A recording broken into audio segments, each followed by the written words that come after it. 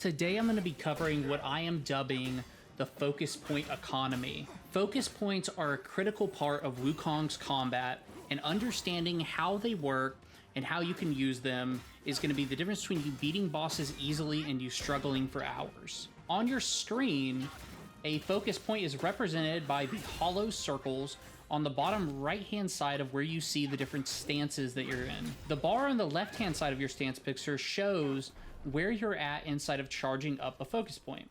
There are a couple different ways to get focus points. The first is by charging your heavy attack. Another one is by using light attack combos. Another way is perfect dodging. There are also a lot of items and abilities in the game that let you gain focus points through using certain items. For example, the Fireproof Mantle, while it's active, will give you focus points. Fireproof Mantle is actually a really strong item outside of just being a defensive item against fire. Another way that you can gain focus points is by using the Fubar set, which basically lets any medicine you use will give you focus points. So now on to the focus point economy. The focus point economy is what you spend them on, how you gain them, what you spend them on, and how it affects you, right? So focus points, by being charged up, can give you certain passive benefits based on different skills you have. For example, in the pillar stance, there's a skill that lets you use your gourd when you're on top of your staff as long as you have 3 or more focus points. Focus points can be expended by using heavy attacks outside of light attack combos, or by using a heavy attack inside of a light attack combo to augment the light attack combo, which in this game is called a varied combo. There are 3 different varied combos you're going to come across in the game. So first off, let's talk about charged heavies and how you can use them effectively. The way that you can use charge heavies against mobs is you can start charging your heavy while you're walking up to the mob, and then you can release it to do a big damaging attack to the mob. Let's go over a couple things that just happened though. If you notice, I'm charging my heavy attack up, and as I'm charging my heavy attack up, my stamina is being depleted. So what this means is, if I hold this too long, I'm gonna be out of stamina. If I'm in the middle of a boss fight and I hold this too long, I'll be out of stamina when the boss is about to. I could be in a situation where I need to dodge and I'm out of stamina because I still haven't executed my heavy attack. So being aware of how much stamina you have when you start charging is really important. Additionally, you expend a certain amount of stamina when you release the charged heavy attack. So right here, I've charged up 3 focus points, and when I release the attack, my stamina shoots down almost to the bottom. So based on how long you've been holding down the attack, it'll deplete a different amount of stamina to do a gap closer. But no matter what you do, you will expend that stamina with the gap closer. The problem with charged heavies is there's a certain gap closer that happens at the end of them, and this is the same for the same thing is true for non-charged heavies, but we'll get to that soon. Basically, right here, I'm charging up my heavy attack, and if I'm a little bit too far away or out of position on the boss when I release it, I fall short of actually hitting the boss or hitting my target. So the obvious point is, move a little bit closer. What I'm trying to get at is when you run out of stamina, you will execute that gap closer instantaneously. So I'm gonna hold this heavy attack all the way until I'm out of stamina. And what it's gonna do is when I run out of stamina, I'm going to instantly release the attack without my input at all. So the reason this is so important is if you're in the middle of combat and you're dodging around, you're spending a lot of stamina, the second you start charging a heavy attack, your stamina is not going up anymore. So if you get down to low stamina and then all of a sudden you start charging a heavy attack thinking that you're going to use the 2 focus points you just got, so you can use focus points and then charge up, like let's say you have 2 focus points and you want to charge up to a third. Well, let's say you barely have any stam left, so you start charging up to the third, and all of a sudden, you weren't ready for the attack actually executing, and you were out of position, and the boss is, and so you wasted all of your stamina, you wasted all of your focus points, you can't dodge away from a boss attack, you're out of position, like all these negative things. So it's really important to pay attention before you start just randomly hitting heavy attack in the middle of a boss fight. Where are you at? Are you ready to do this? Do you have enough stamina to actually charge up the focus points that you want to charge up? So those are all the things I would consider in the middle of a boss fight with charged heavies. Now I have 3 focus points, and I am standing behind this enemy. So what I'm gonna do, I am simply going to tap the heavy attack button 1 time. I'm not gonna hold it down or anything. All I'm gonna do is tap it 1 time.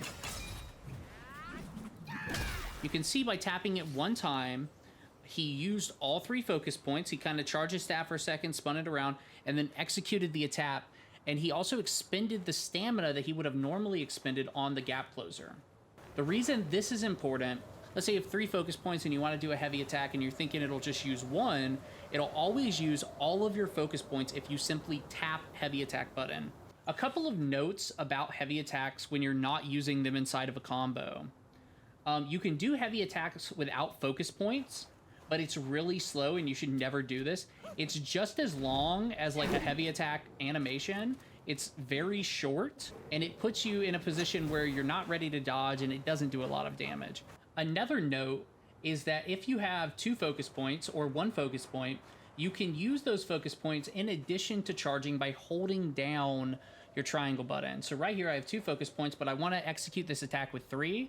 I'm simply going to hold my heavy attack button as normal, charge to the 3rd, and release. This is a really good way if you're in a boss fight and the boss is staggered or you have a quick second. If you have 2 focus points and you're halfway up to a 3rd, you can very quickly charge that up and execute a really strong attack against the boss. So now let's talk about varied combos. The first thing we need to understand before we get into varied combos is what is a combo in the first place. A basic combo in Wukong is simply your light attacks. And you can do a light attack combo outside of combat with no target. So it's really good to just kind of practice your light attack combo and see how long the attacks take and see, you know, just what the general flow of this light attack combo is. Your light attack combo is 5 moves, but it actually does 6 hits. And then so you have your first 4 moves, and then you have a finisher. Your finisher is where you jump in the air and you slam down on the enemy with your staff. At any point during that light attack combo, if you have focus points built up, you can use them to execute a varied combo. Each stance has a 2-part varied combo. For the smash stance, which I'm currently in, you have Resolute Strike and Skyfall. That is the 2-part varied combo for smash stance, and it looks like this. I'm going to do 1 light attack, and then I'm going to do Resolute Strike into Skyfall. And that's what it looks like. The benefits I gain from doing this combo are my staff is red because what I've done is I've gained immunity frames, and I did something called seeing through my enemy, which basically makes it where the enemy's easier to stagger, and you have very, very few immunity frames. The follow-up to Resolute Strike, Skyfall Strike, is simply a really large damage attack. So Resolute Strike, Skyfall Strike again, and it is just a really big damage attack. Now we're moving into Pillar Stance. The first thing I want to show you in Pillar Stance is what the heavy attack outside of a varied combo looks like for Pillar Stance. You climb up on your staff, and you get higher and higher with each focus point you have, and then when you let go of your heavy attack, you simply bring your staff down and smash the enemy. If you're going to use Pillar Stance a lot, I highly recommend getting the skill Towering Mountain, because what this does is when you run out of stamina, instead of falling on your butt, it's going to execute a heavy attack anyway. The Pillar Stance varied combo is Sweeping Gale into Churning Gale. It looks a little something like this. I'm going to do a light attack, heavy attack, spinning around, followed by another heavy, and it's a big sweeping AoE attack. Now we're looking at Thrust Stance's heavy attack. So I'm simply going to show you a charged heavy attack on this enemy right here. Now with Thrust Stance, I cannot move when I'm charging this attack. So that is a negative versus something like Smash Stance that allows me to move. You'll see it still depletes stamina as I charge it, and then it still expends a decent amount of stamina as I hit with it. We're going to look at Thrust Stance's varied combo.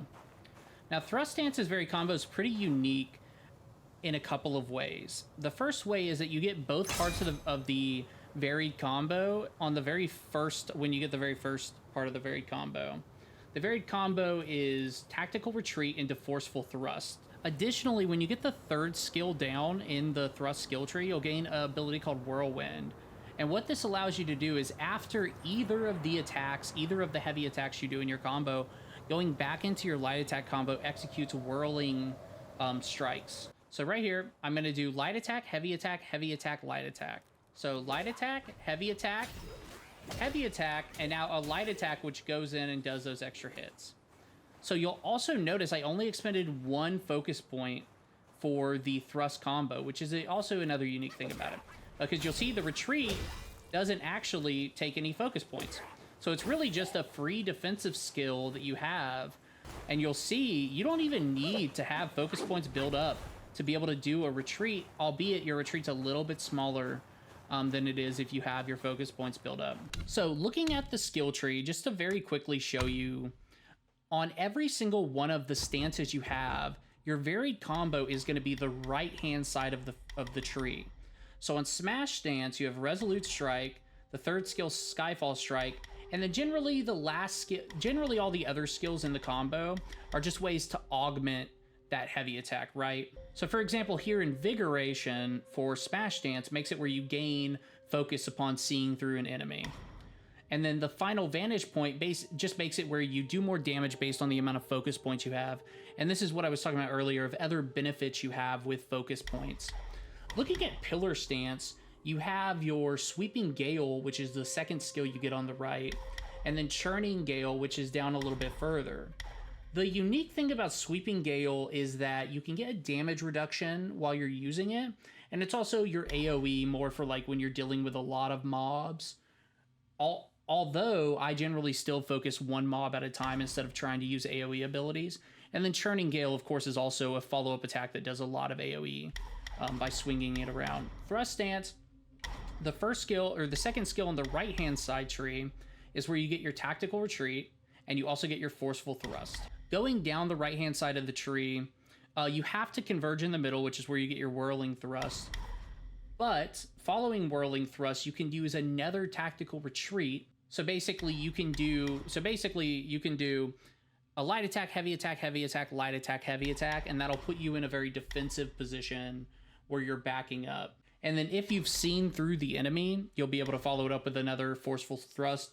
That's a pretty advanced technique that I'm not really covering right here. I'm at the very first boss in the game to just kind of show some early uses of focus points. I've gained 4 sparks so far, and what I've done is I've used them inside of Smash Dance to gain 2 focus points and also to get the first part of the Smash Dance combo. Here we've got the first boss.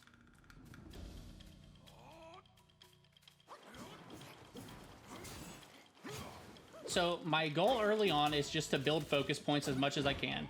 Light attacks, perfect dodges as much as I possibly can.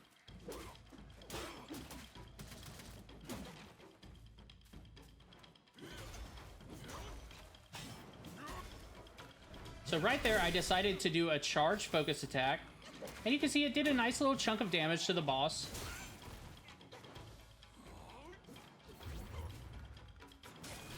Oh. Been a while since I fought this guy. I need to stop being on fire.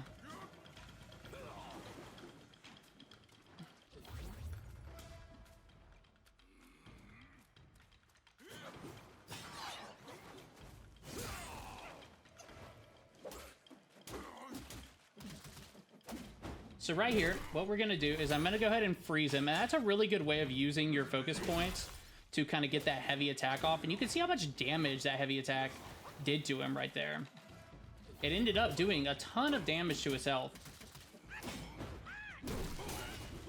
Almost as much as doing the full light combo there. And then I just used a single heavy attack there. And see, that put me in a position where I was actually in danger, because what I did was I used it when he was right in the middle of an animation, and your heavy attacks can be countered, especially heavy attacks outside of combos. So it's really important to like just be aware of where you can use your heavy attacks, how you can use your heavy attacks. So in conclusion, one of the biggest keys to understanding the combat inside of Wukong is having a comprehensive overview of what the focus point economy is. Everything you do, whether it's dodging or attacking, is helping you build more focus points to execute heavy attacks or varied combos. This is where most of your burst damage is going to come from. Your chip damage is obviously going to come from your light attacks, and then other sources of burst damage do exist, like transformations or spirits. But your most consistent way of you controlling where your burst damage comes from is going to be from using your focus points in a smart way, whether that's using a heavy attack, a charged heavy attack, or inside of varied combos for the different benefits that each varied combo gives you. I hope this video helped you understand the fundamental of focus points and how you can improve your combat a little bit, how you can beat bosses a little bit easier by using your focus points in a smart way, as opposed to just trying to charge a heavy attack and then all of a sudden you don't understand why it executed, you miss the boss, you're out of stamina. If this helped you a little bit, I would love it if you could like the video, leave a comment or subscribe. If you didn't like it or you thought it was a horrible video, leave a dislike, leave a negative comment. By understanding focus points at a really deep level and understanding the different varied combos I could do, I saw a huge improvement in my combat, and I look forward to helping you with even more videos. Thank you for watching.